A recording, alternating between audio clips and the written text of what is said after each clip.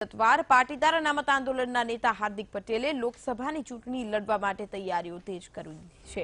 હાર્દિક પટેલ કોંગ્રેસની ટિકિટ પરથી જ સૌરાષ્ટ્રમાંથી ચૂંટણી લડે તેવી શક્યતા છે, જેના માટે સૌરાષ્ટ્રમાં અમરેલી, જામનગર અને પોરબંદર બેઠક પર હાર્દિક પટેલની ટીમ સર્વે કરી રહી છે।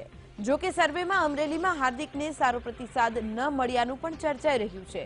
તો બીજી તરફ હાર્દિક પટેલ ખુદ લોકસભા બેઠકના કોંગ્રેસના આગેવાનો તેમજ કોંગ્રેસ હાઈકમાન્ડના પણ સતત સંપર્કમાં છે, જેથી હવે ટૂંક સમયમાં એ પણ નક્કી થઈ જશે કે હાર્દિક પટેલ સૌરાષ્ટ્રમાં કઈ બેઠક પરથી ચૂંટણી લડશે। ઉલ્લેખનીય છે કે હાર્દિકે અગાઉ કહ્યું હતું કે તે લોકસભાની ચૂંટણી લડશે, પરંતુ એ સ્પષ્ટ હતું કે કયા પક્ષમાંથી તે ચૂંટણી લડવાનો છે।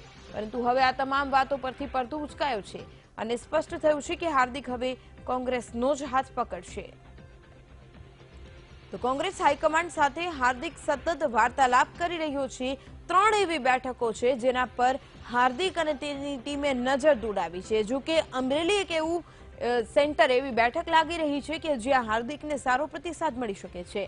કોંગ્રેસની ટિકિટ પર હાર્દિક લોકસભાની ચૂંટણી લડશે તે વાત હવે નક્કી છે। રાજકારણમાં હાર્દિક પટેલ પ્રવેશ કરશે કે કેમ તેને લઈને ખૂબ મોટી ચર્ચાઓ ચાલી હતી, ત્યારે હાર્દિક પટેલે હંમેશા તે વાતને નકારી હતી કે તે ક્યાંયથી પણ ચૂંટણી લડવા માટે હાલ નથી વિચારી રહ્યા, પરંતુ હવે હાર્દિક પટેલ રાજકારણમાં પ્રવેશ કરશે એટલે કે ચૂંટણી લડશે તેવી શક્યતાઓ વધુ તેજ દેખાઈ રહી છે। કારણ કે અમરેલી લોકસભા બેઠક માટે હાર્દિકને યોગ્ય પ્રતિસાદ મળે તેવું લાગી રહ્યું છે। કોંગ્રેસ હાઈકમાન્ડ સાથે હાર્દિક સતત વાર્તાલાપ પણ કરી રહ્યા છે।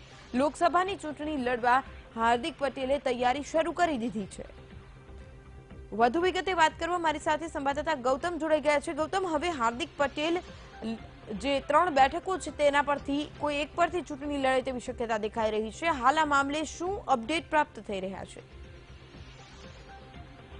આવતી હતી કે હાર્દિક પટેલ ચૂંટણી લડશે કે કેમ 2017ની જ્યારે ઇલેક્શન હતું વિધાનસભાનું, ત્યારે પણ હાર્દિકને પૂછવામાં આવ્યું હતું ત્યારે તેણે સ્પષ્ટ ના પાડી હતી, કારણ કે એ અરસામાં તેમની સમય પણ એટલે કે તેની ઉંમર પણ પૂરી નહોતી, એટલે તેને કારણે તેને લડવાની ના પાડી હતી। પરંતુ હવે જ્યારે 2019માં લોકસભાની ચૂંટણી આવી રહી છે ત્યારે લોકસભાની ચૂંટણી લડશે કે કેમ તે અનેક પ્રકારની જે વાત સામે આવી રહી હતી અને તેને લઈને એક સર્વે પણ થયો હતો।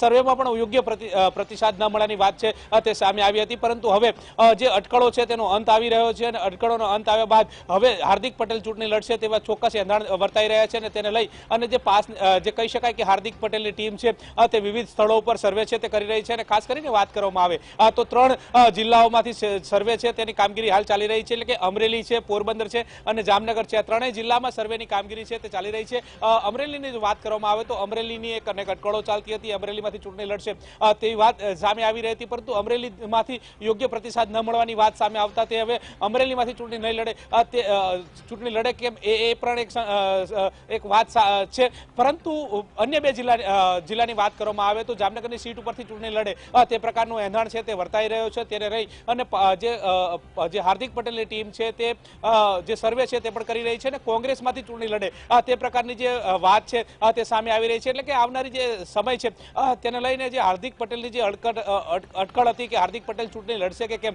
લડશે, તો કયા પક્ષમાંથી લડશે અને કેવી રીતે લડશે, તે વાત તમામ જે ચર્ચાતી હતી તે હવે મને લાગે છે કે ચર્ચાનો અંત આવશે અને હાર્દિક પટેલ કોંગ્રેસમાંથી ચૂંટણી એટલે કે હાર્દિક પટેલ કોંગ્રેસનો હાથ પકડીને કોંગ્રેસમાંથી ચૂંટણી લડશે તે પ્રકારની વાત સામે આવી રહી છે અને તેઓ કહી શકાય કે જામનગરની સીટ ઉપરથી ચૂંટણી લડે તે પ્રકારની જે વાત સામે આવી રહી છે અને સર્વે પણ હાલ ચાલી રહ્યો છે અને સર્વેના મત પ્રમાણે હાર્દિક પટેલ છે તે જે ચૂંટણી લડે તે પ્રકારની શક્યતા છે તે સેવાઈ રહી છે અને હાઈકમાન્ડ દ્વારા પણ હાર્દિક પટેલને અવારનવાર જે વાત છે તે ચાલી રહી છે અને વાતમાં અટકળોનો અંત આવીને હાર્દિક પટેલ લોકસભામાં પોતાની દાવેદારી નોંધાવે તે વાત સામે આવી રહી છે। જી આભાર ગૌતમ, સમગ્ર વિગત લઈને મારી સાથે જોડાવા બદલ।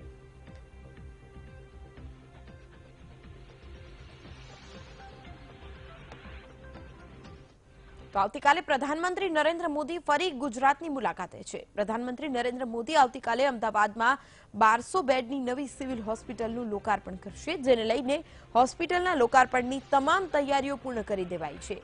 ઉલ્લેખનીય છે કે એસવીપી હોસ્પિટલની જેમ સિવિલ હોસ્પિટલમાં પણ તમામ સુવિધાઓ ઉપલબ્ધ કરાઈ છે। તો બીજી તરફ પ્રધાનમંત્રી મોદીની સુરક્ષાને લઈને પણ ચુસ્ત બંદોબસ્ત ગોઠવી દેવાયો છે। હોસ્પિટલના લોકાર્પણ બાદ પીએમ મોદી એક સભાને પણ સંબોધિત કરશે।